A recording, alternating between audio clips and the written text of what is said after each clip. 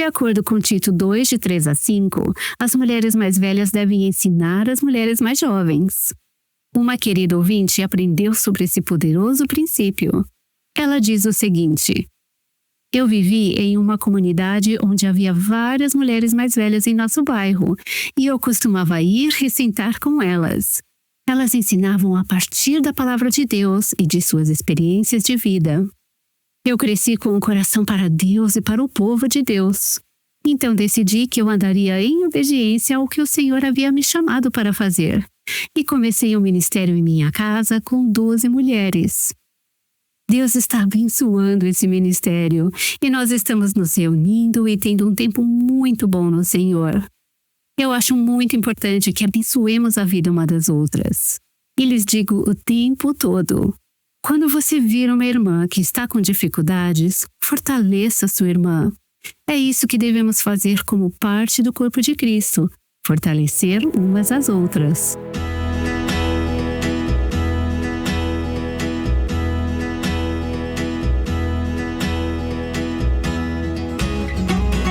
Este é o Aviva Nossos Corações, com Nancy DeMoss Wogemuth, autora de Mulheres Atraentes Adornadas por Cristo, na voz de Renata Santos.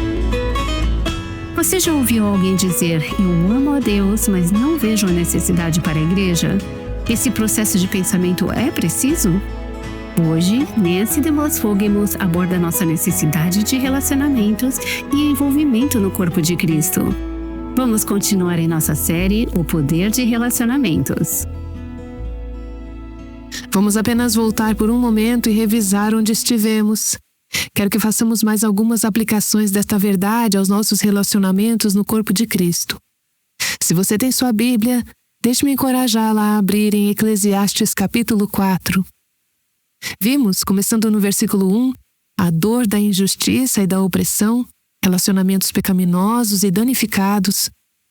O versículo 1 diz: vi ainda todas as opressões praticadas debaixo do sol. Vi as lágrimas dos que foram oprimidos, sem que ninguém os consolasse. Vi a violência na mão dos opressores, sem que ninguém consolasse os oprimidos.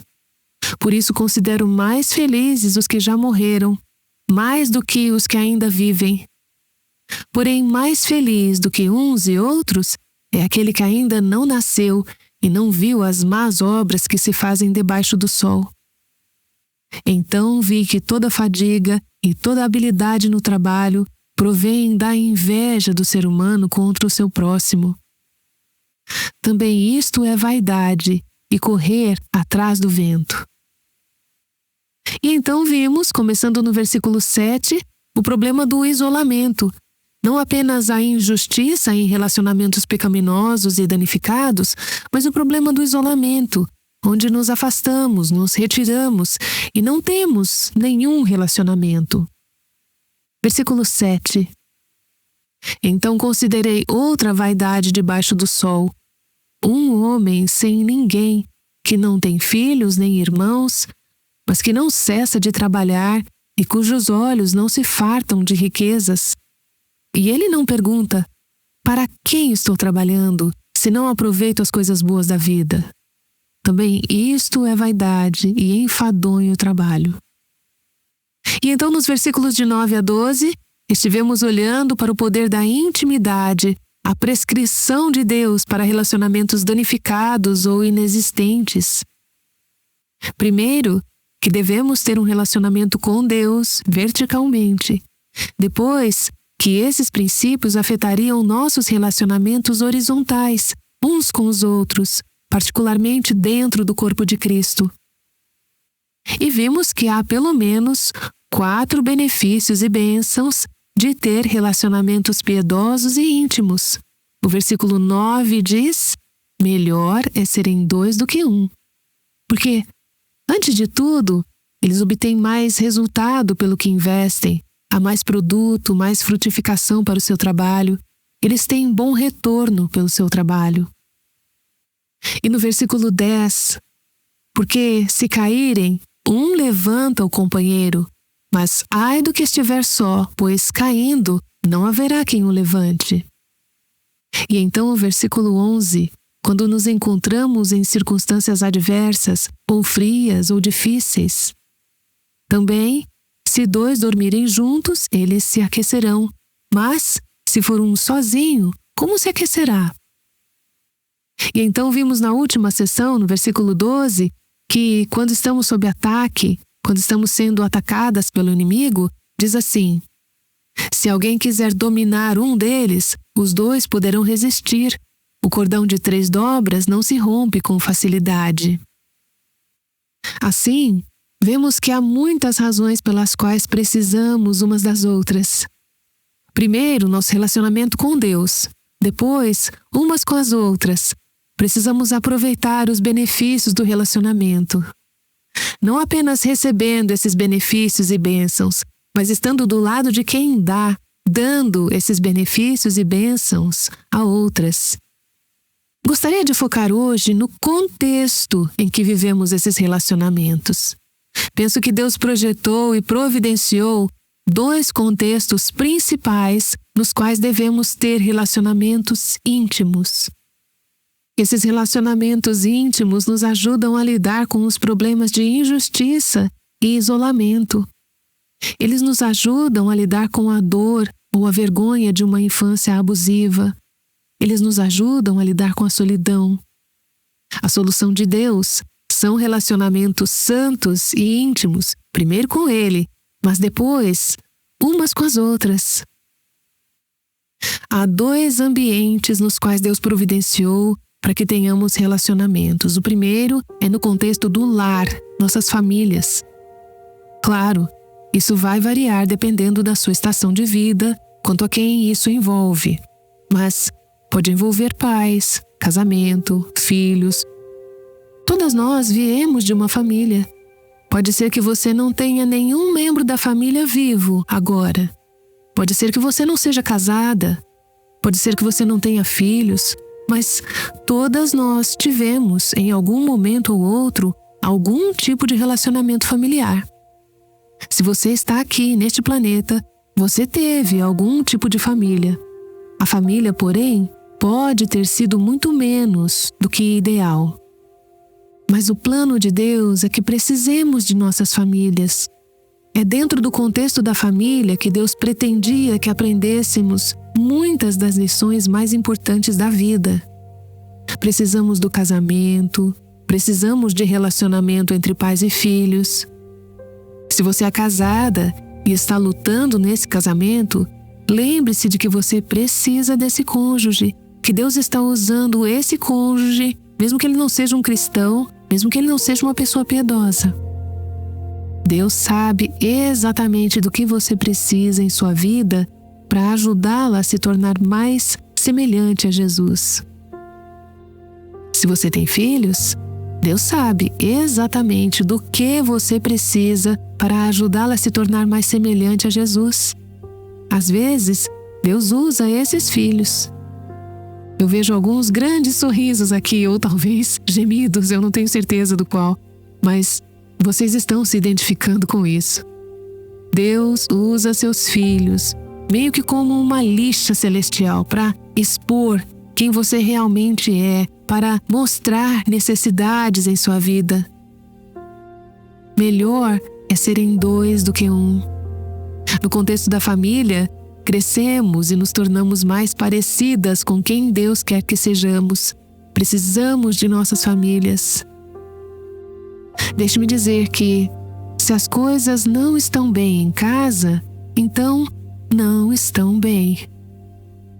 Eu tenho ficado tão triste ao longo dos anos ao conhecer algumas mulheres que estão ativamente envolvidas em ministérios cristãos, em ministérios de oração, em ministérios de estudo bíblico e em ensinar a palavra de Deus aos outros.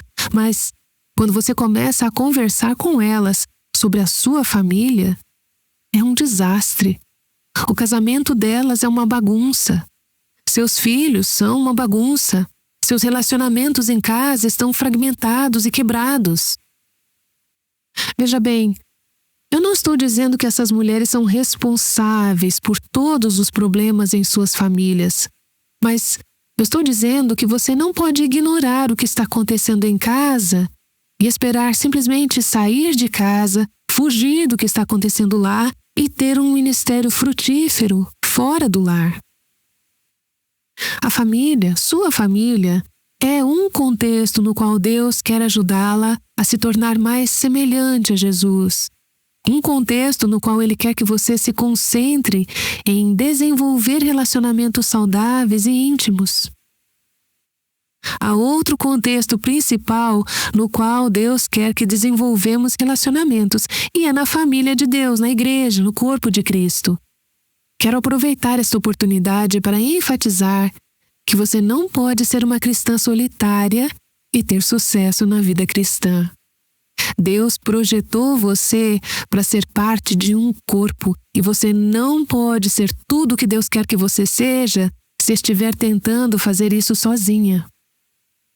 Pode ser que você seja a única cristã em sua família, ou você pode estar em uma circunstância em que seja muito difícil para você ter comunhão com o corpo de Cristo. Mas eu creio que, se você sabe que isso é uma necessidade e fizer disso um motivo de oração, Deus te ajudará a encontrar pelo menos outra cristã que faça parte da família de Deus, que possa ajudá-la a ter o tipo de relacionamento de que você precisa. Nós temos uma aliança com Cristo. Ele tem uma aliança conosco. Estamos ligadas em um relacionamento eterno de aliança com Ele. E, se fazemos parte dele, isso significa que também fazemos parte umas das outras. Não dá para separar uma dessas duas partes sem causar dano. Precisamos desses relacionamentos de aliança. Uma das passagens mais poderosas na Palavra de Deus que aborda o assunto está em 1 Coríntios, capítulo 12. Deixe-me pedir que você abra lá, se puder, 1 Coríntios, capítulo 12. Acompanhe, se puder, começando no versículo 12. Está falando sobre o corpo de Cristo. Paulo diz aqui, porque assim como o corpo é um, isso ele está falando do corpo físico, e temos muitos membros, tem muitas partes diferentes, mãos, pernas, braços, olhos, ouvidos, boca, muitas partes diferentes, mas um só corpo. E todos os membros, mesmo sendo muitos, constituem um só corpo. Assim também é com respeito a Cristo, com o seu corpo. Pois em um só Espírito, todos nós fomos batizados em um só corpo, quer judeus, quer gregos, quer escravos, quer livres. E a todos nós foi dado de beber de um só Espírito, porque também o corpo não é um só membro, mas muitos. Então ele continua nos versículos 15 a 18 dizendo: uma parte do corpo não pode dizer às outras partes do corpo, porque eu não sou a sua parte, eu não faço parte do corpo. Ele está dizendo que todos são necessários, todos fazem parte do corpo. Então, continuando no versículo 21, os olhos não podem dizer à mão, não precisamos de você. E a cabeça não pode dizer aos pés, não preciso de vocês. Pelo contrário, os membros do corpo que parecem ser mais fracos são necessários. E os que nos parecem menos dignos no corpo, a estes damos muito maior honra. Também, os que em nós não são decorosos, revestimos de especial honra, ao passo que os nossos membros nobres não têm necessidade disso.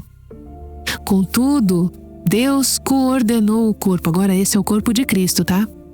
Contudo, Deus coordenou o corpo, concedendo muito mais honra àquilo que menos tinha. E aqui está a chave. Para que não haja divisão no corpo, mas para que os membros, nós, cooperem com igual cuidado em favor uns dos outros. Se um membro sofre, todos sofrem com ele. Quando minha mão se machuca, meu corpo sente a dor. E se eu bato o dedo do pé, o restante do meu corpo percebe. E é verdade que quando um membro do corpo de Cristo sofre, todos são afetados, todos doem. Se um deles é honrado, todos os outros se alegram com ele. Quando Deus abençoa você, Eu sou abençoada. É por isso que devo me alegrar com os que se alegram. Agora olha o versículo 27. Ora, vocês são o corpo de Cristo e individualmente membros desse corpo. Eu gostaria de enfatizar que não é uma opção para você estar conectada ao corpo de Cristo. Se você é uma filha de Deus, você faz parte desse corpo e deve estar envolvida na vida de uma expressão local desse corpo chamada igreja local. Não é uma opção. Se você não faz parte da igreja, e com isso eu quero dizer o corpo de Cristo, igreja com I maiúsculo, então você não é cristã.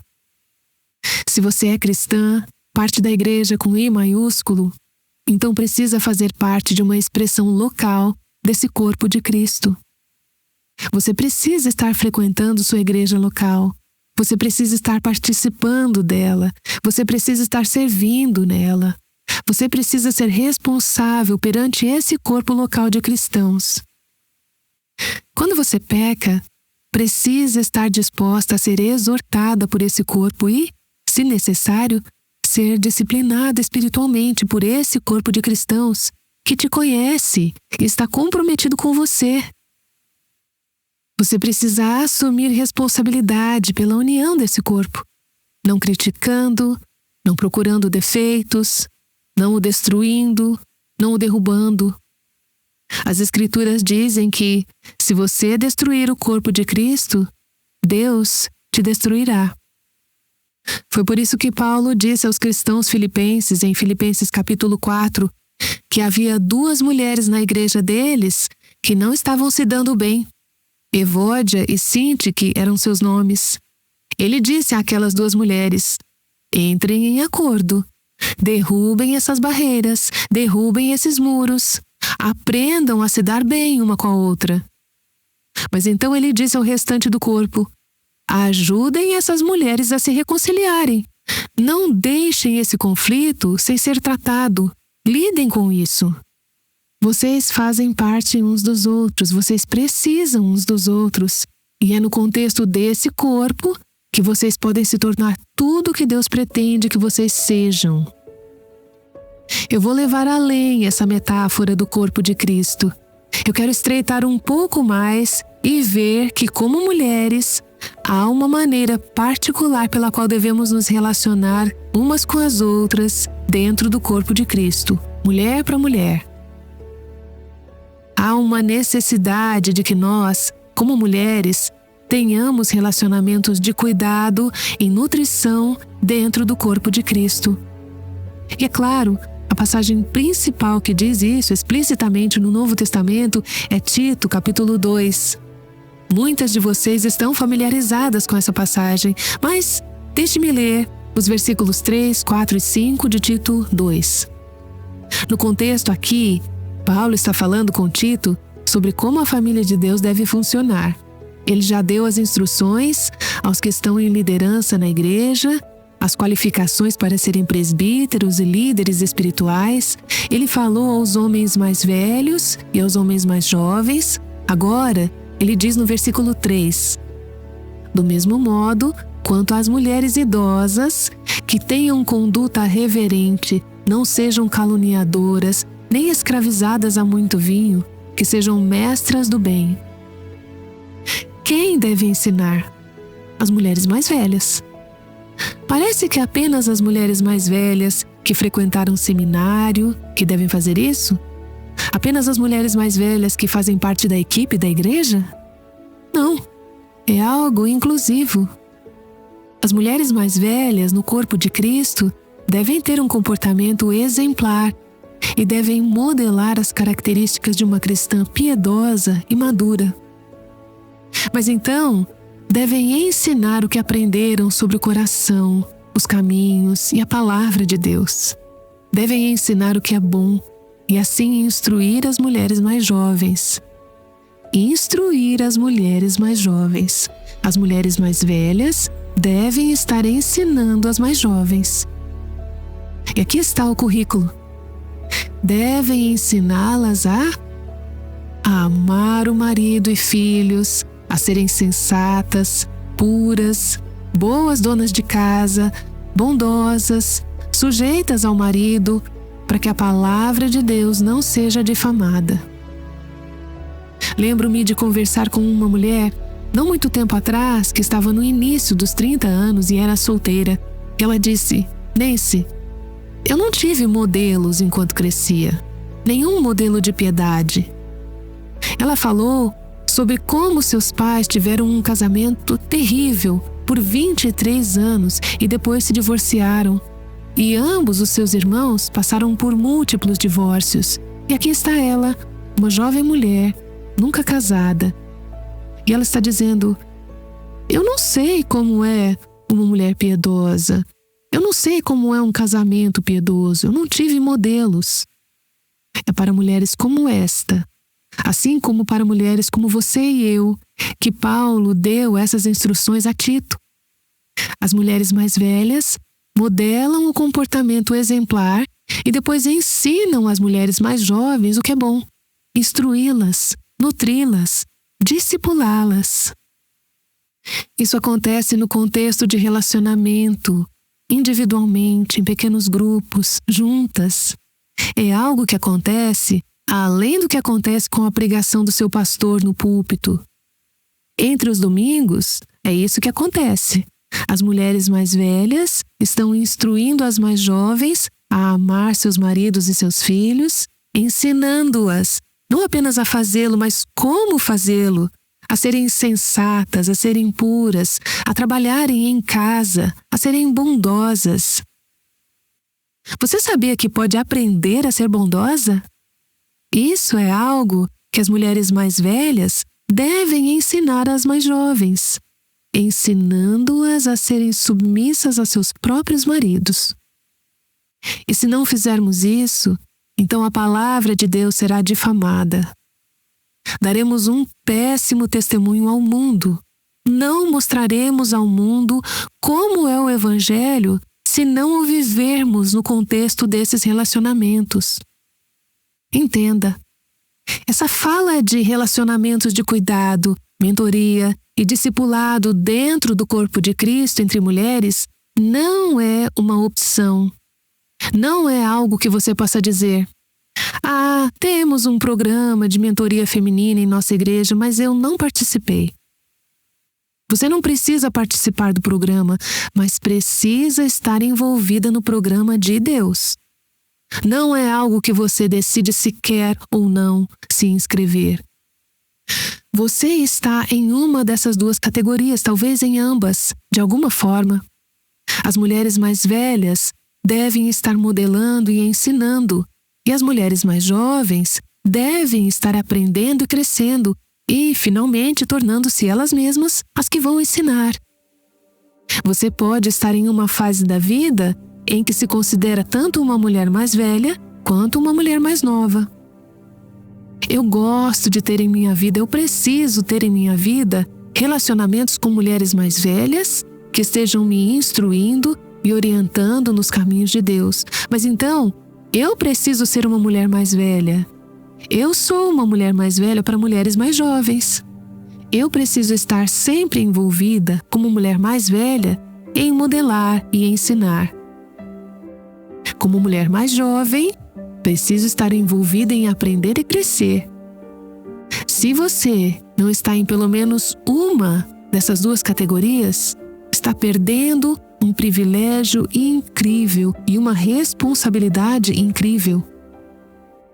Recebi um e-mail de uma mulher que disse: minha mãe era uma dona de casa dedicada, que era o que se fazia 20 anos atrás. Mas agora eu a vejo se afastando do seu chamado como cuidadora para mim e para meus próprios filhos. Não deveríamos investir na próxima geração além dos nossos próprios filhos? Tenho dificuldade em abraçar o meu papel quando vejo tão poucos modelos. Às vezes, me sinto muito sozinha na maravilhosa, mas difícil obra que a maternidade exige. Eu estou trabalhando para liderar um grupo de encorajamento para mulheres, mas eu estou tão ocupada com os meus próprios filhos pequenos. Às vezes, eu gostaria que as mulheres mais velhas viessem ao meu encontro. Eu digo isso não para fazer alguém se sentir mal. Eu digo isso para encorajar aquelas de vocês que podem estar nessa fase de vida de mulher mais velha, para dizer que vocês são importantes. Há um lugar para vocês no corpo de Cristo. Ouvi uma mulher dizer não muito tempo atrás: meu filho mais novo está se casando. Por 40 anos tenho sido mãe e quase sinto que a minha vida vai acabar. Eu não sei o que eu vou fazer. Eu pensei enquanto eu estava ouvindo aquela mulher: sua vida, de certa forma, está apenas começando. Por 40 anos você esteve aprendendo a ser mãe. Agora, há muitas mulheres mais jovens que precisam do que você aprendeu. Algumas de vocês podem pensar: eu fui uma mãe péssima. Eu falhei mais do que tive sucesso. Então, ensine a partir dos seus fracassos. Você não aprendeu algo com seus fracassos? Você não gostaria de certa forma, de poder fazer algumas coisas de novo? Ensine isso às mulheres mais jovens. Você não precisa de uma apresentação em PowerPoint. Você não precisa ser uma palestrante ou uma conferencista. Você não precisa ser uma pessoa numa plataforma para cumprir esse papel. Você apenas precisa estar disposta a permitir que outras mulheres entrem em sua vida e a compartilhar com elas individualmente no contexto das coisas comuns e cotidianas da vida. Isso é o que Deus me ensinou. Compartilhando da sua vida, orando com elas, caminhando ao lado delas, encorajando-as, ensinando-as a partir da sua vida e ensinando-as a partir da palavra de Deus. Sou muito grata pelas mulheres que Deus colocou em minha vida ao longo dos anos, que forneceram encorajamento, exortação, instrução, treinamento. Elas me deram habilidades específicas. Elas me ensinaram muito sobre amor e amizade. Mulheres que me responsabilizaram, mulheres que oraram por mim, mulheres que me advertiram, mulheres que foram modelos, exemplos para eu seguir desde o tempo em que eu era uma menina pequena. E primeiro nessa lista, eu teria que colocar a minha própria mãe, Nancy DeMoss, a primeira Nancy DeMoss. Penso em algo tão simples como que ela me lembrou outro dia. Ela praticava piano comigo dia após dia, quando eu era uma menina pequena. Eu fazia aulas de piano, mas minha mãe estava sentada ali no banco do piano, praticando comigo. Isso é discipular. Isso é ensinar uma habilidade prática. Penso em tantas maneiras como minha mãe serviu nossa família. Ela fez da nossa casa um lugar de ministério. Penso em como ela modelou o que significava para uma esposa ser ajudadora e parceira ao honrar e respeitar meu pai. Eu penso em como ela me mostrou como honrar e respeitar os homens. Até hoje, tenho uma real aversão a qualquer coisa que se aproxime de depreciar homens. Isso é tão errado. Eu acho que minha mãe é provavelmente quem marcou isso em mim.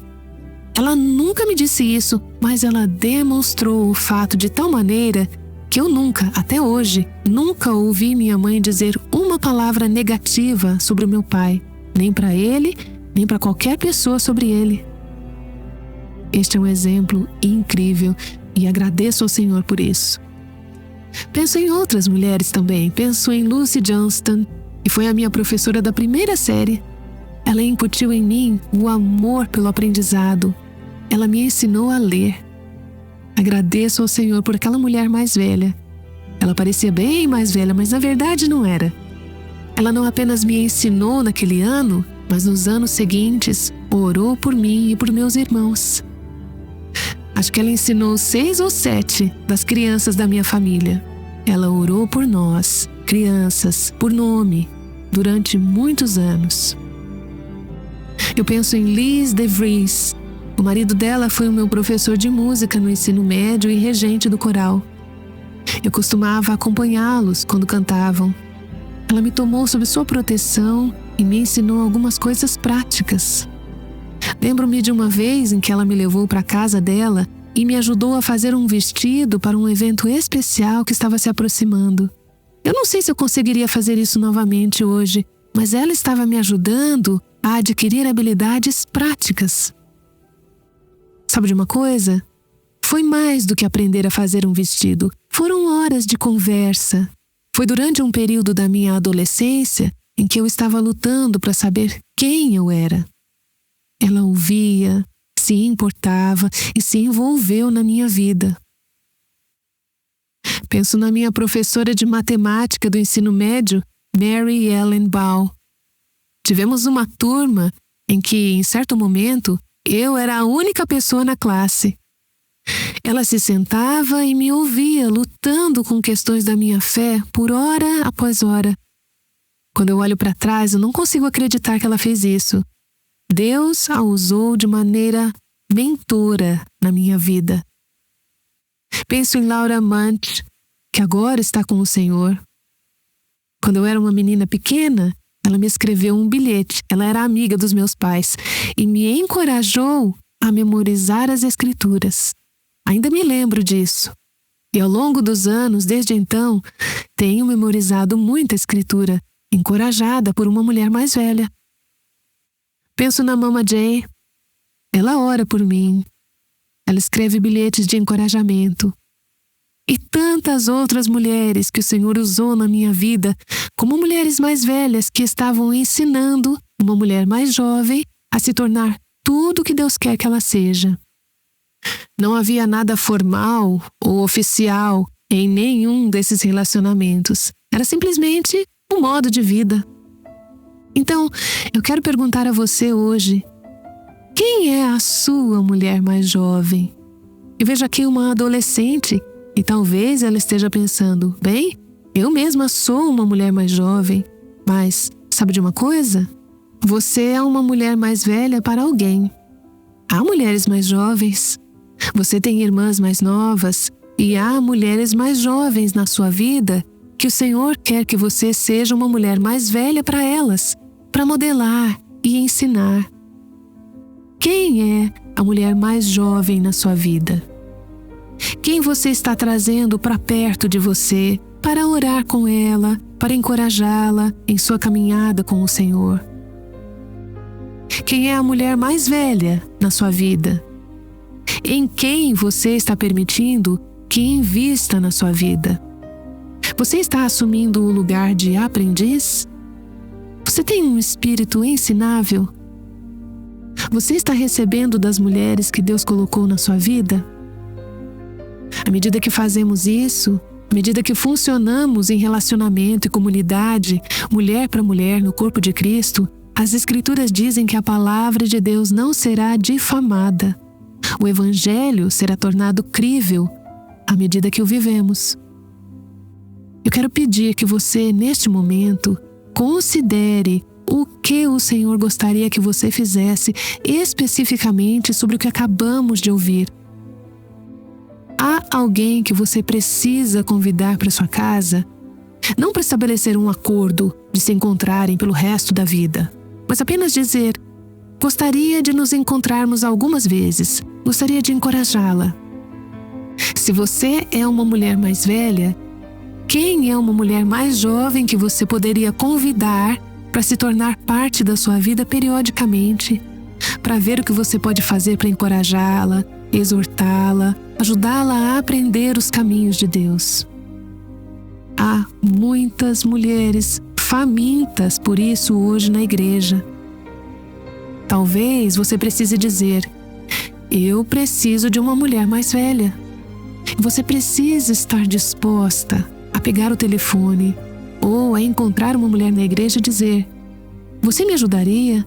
Você me ensinaria? Faça perguntas a ela. Se ela não souber o que dizer, apenas faça perguntas. Diga: eu quero aprender com a sua vida. Senhor, eu oro para que o Senhor nos ajude, como mulheres, a ter relacionamentos de discipulado, cuidado e mentoria. Que o Senhor nos ajude a nos tornar tudo o que o Senhor pretende, para que o Senhor seja glorificado. Amém. Amém! Temos oportunidades todos os dias de nos conectar com as mulheres mais velhas e mais jovens que Deus coloca em nossas vidas. Espero que você seja encorajada a buscar essas mulheres para compartilhar a vida e aprender com a fé delas. Temos aprendido sobre o valor da mentoria e do discipulado com Nancy DeMoss Wogemuth, nesta série sobre o poder de relacionamentos. A palavra de Deus diz muito sobre a importância dos relacionamentos. O Aviva Nossos Corações tem um recurso sobre como aplicar o amor de Deus às pessoas ao nosso redor. Este devocional de 30 dias, chamado Vivendo os Uns aos Outros das Escrituras, contém leituras diárias relacionadas a uma referência específica de uns aos outros e tem algumas maneiras práticas de aplicar isso na sua própria vida. Visite o nosso site para informações de como receber o seu livreto, avivanossoscorações.com/desafios ou clique no link aqui na transcrição. Como vimos ao longo desta série, relacionamentos exigem esforço. E amanhã, Nancy DeMoss Wogemuth inicia uma série sobre os adolescentes de hoje. Ela conversa com Susan Yates, uma autora que descreve suas experiências criando 5 adolescentes. Aguardamos você aqui no Aviva Nossos Corações. O Aviva Nossos Corações é um ministério em língua portuguesa do Revive Our Hearts com Nancy DeMoss Wogemuth, sustentado por seus ouvintes e dedicado a chamar as mulheres à liberdade, plenitude e abundância em Cristo.